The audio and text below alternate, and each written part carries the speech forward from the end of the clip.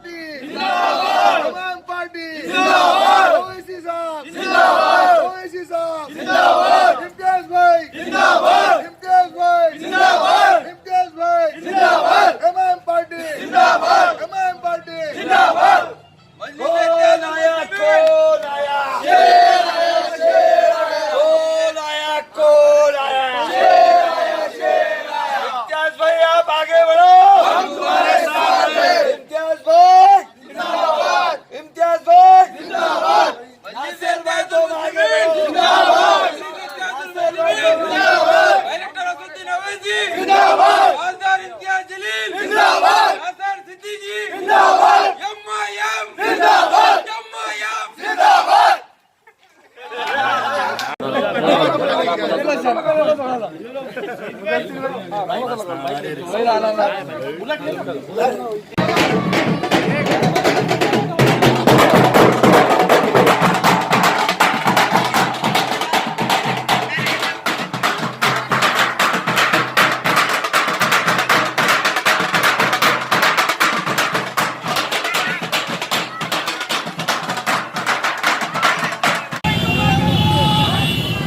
रुक जाओ जरा, इम्तियाज भाई का अंदर थोड़ा। हाँ भैया, अरे रुकने दो, आगे ना, आगे आगे ना।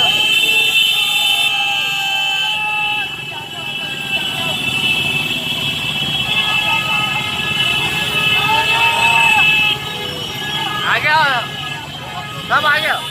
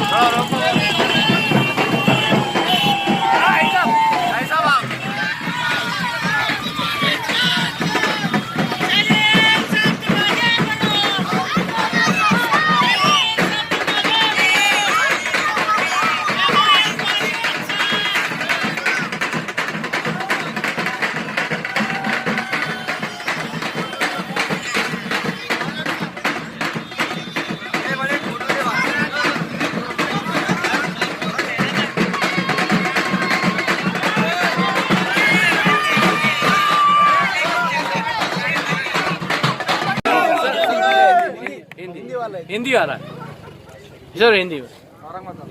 देखिए, ये मजलिस इत्तेहादुल मुस्लिमीन के लिए एक बहुत बड़ी जीत है, बहुत बड़ी कामयाबी है।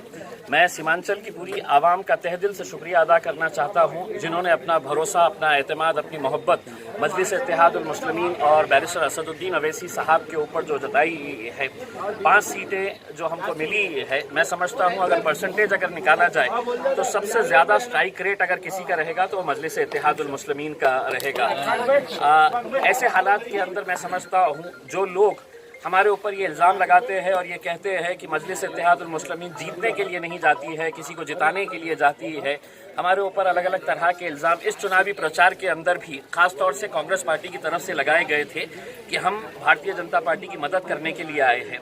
हमने लोगों से यही कहा था कि किसी को जवाब देने की ज़रूरत नहीं है, इलेक्शन के दिन जवाब देना, और लोगों ने इतना जमकर वहाँ पर वोट किए कि उन तमाम लोगों के मुंह के ऊपर एक ऐसा ज़ोरदार तमाचा रसीद करके मारा है जिन लोगों ने मजलिस को बदनाम करने के लिए मजलिस के ऊपर ये बेबुनियाद इल्ज़ाम लगाते आ रहे हैं। तो हम उन लोगों को ये कहना चाहते हैं कि बिहार सिर्फ एक झांकी थी, अभी आगे आगे देखिए पूरी पिक्चर आना। असदुद्दीन अवैसी जिंदाबाद, असदुद्दीन अवैसी जिंदाबाद, एमआईएम जिंदाबाद, एमआईएम जिंदाबाद।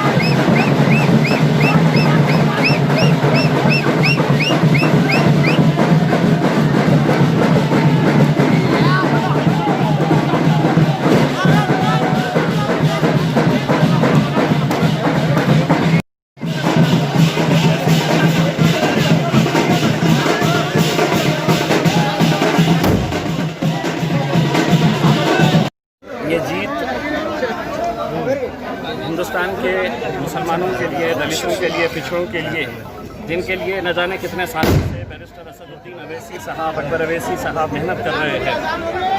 आज जो बिहार की आवाम और ख़ास तौर से सीमांचल की आवाम ने जो मजलिस इत्तेहादुल मुस्लिमीन का साथ दिया, तो यकीनन हम सबसे पहले तो उनका तहे दिल से शुक्रिया अदा करना चाहते हैं।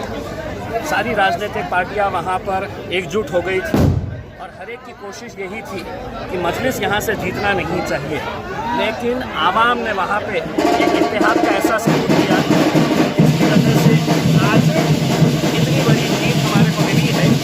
बहुत सारे लोग, बहुत सारी राजनीतिक पार्टियाँ हमारे ऊपर उस प्रचार के दौरान ये इल्ज़ाम लगाती थी कि हम जीतने के लिए नहीं आए हैं, बल्कि किसी को जिताने के लिए आए हैं।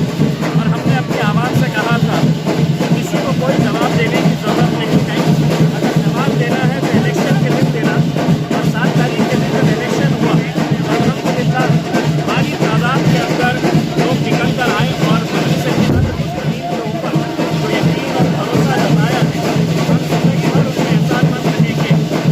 आज जब नतीजा है तो उन तमाम राजनीतिक पार्टियों के मुंह पे एक तमाचा मारा है, जो लोग हम पर इल्ज़ाम लगाते थे और ये कहते थे कि हम जीतने के लिए नहीं बल्कि किसी को जिताने के लिए आते थे। और हम उन तमाम राजनीतिक पार्टियों को ये कहना चाहते हैं कि बिहार अभी सिर्फ एक झांकी थी, अभी आगे देखिएगा। हैदराबाद के बाद सबसे बड़ी जीत बिहार के अंदर आपको मिली है।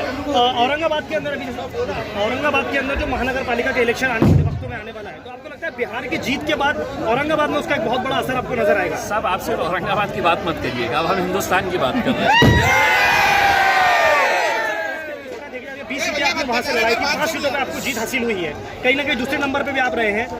कई सारी सीट्स के ऊपर हम दूसरे नंबर के ऊपर है और हमें अफसोस इस बात का रहेगा कि कई सारी ऐसी सीटें हैं कि जहां पर कांग्रेस ने हमारा वोट काटा, जिसकी वजह से हमें कई सारे सीटों का नुकसान हुआ है। तो सही मानों में अगर वहां पर कोई वोट कटवा साबित हुआ है तो वो कांग्रेस पार्टी साबित हुई है, जिनकी वजह से उसका पूरा खामियाजा जो है वो मजलिस को भुगतना पड़ा है। 5 सीटें आए हैं, अल्हम्दुलिल्लाह हम उसका शुक्र अदा करते हैं। लेकिन अगर ये सही मानों में अगर मुसलमानों के हक़ में अगर बात करने वाले रहते तो आज हमारी वहाँ पे और ज़्यादा सीटें आ सकती थी, लेकिन अब ये शुरुआत है, आगे आगे देखिए। अभी जस्ट हाल ही में एक डिबेट चल रही थी, उसमें साहब ने कहा कि एमआईएम के आने की वजह से जो है कहीं ना कहीं बीजेपी को फायदा हुआ बिहार के अंदर। इसको आप किस तरह से समझते हैं? ये अभी भी मतलब वो लोग बड़बड़ कर रहे हैं, जिनको ये चीज़ हजम ही नहीं हो रही है कि हैदराबाद से निकली हुई एक पार्टी बिहार के अंदर, जब हम पहली मर्तबा वहाँ पे गए थे तो लोग कहते थे कि ये कौन है, ये क्यों आए हैं। ये बड़े बड़े नेता आके वहाँ पे कहते थे इनका यहाँ पे क्या चलने वाला है। हमने कहा ये तो हैदराबाद से आए हैं, वो तो इटली से आई है, उसका क्या चलने वाला है यहाँ। हम चले हैं अल्हम्दुलिल्लाह, लोगों ने एतमाद जताया है, भरोसा जताया है और हमको खुशी इस बात की है कि असद साहब ने वहाँ पर 100, 200, 150 सीटें नहीं लड़ी है। वो सीटें लड़ी है कि जहाँ पर मुसलमानों का सिर्फ 70 सालों के अंदर इस्तेमाल किया गया है। इस्तेमाल इस मायने में किया गया है कि हर 5 साल के बाद ये जाते थे, वहाँ पे लोगों से वोट मांगते थे और 5 साल गायब रहते थे। वहाँ की बदहाली अगर देखेंगे आप तो आपको यकीन नहीं होगा कि ये सीमांचल भी हिंदुस्तान का एक हिस्सा है, हमारे मुल्क का एक अटूट हिस्सा है करके। लेकिन वहाँ पे विकास या तरक्की इसलिए नहीं हुई है कि वहाँ पर आप रहते हैं, हम रहते हैं, हमारी बस्तियाँ हैं वहाँ पर। इस वजह से सिर्फ इनका इस्तेमाल करो इलेक्शन के वक्त में और इलेक्शन के बाद भूल जाओ करके। लेकिन अल्हम्दुलिल्लाह मजलिस के आने की वजह से अब उनको पता चला है कि अब हमको सीमांचल की तरफ भी ध्यान देना पड़ेगा, और नहीं दिए तो अभी 20 लड़े थे, आने वाले इस वक्त के अंदर क्या होने वाला है उसका अंदाजा लगा। 5 सीटें आप अकेले रहेंगे या किसी से जुड़ने की कोशिश करेंगे? इसका फैसला जो है वो पार्टी के अध्यक्ष बैरिस्टर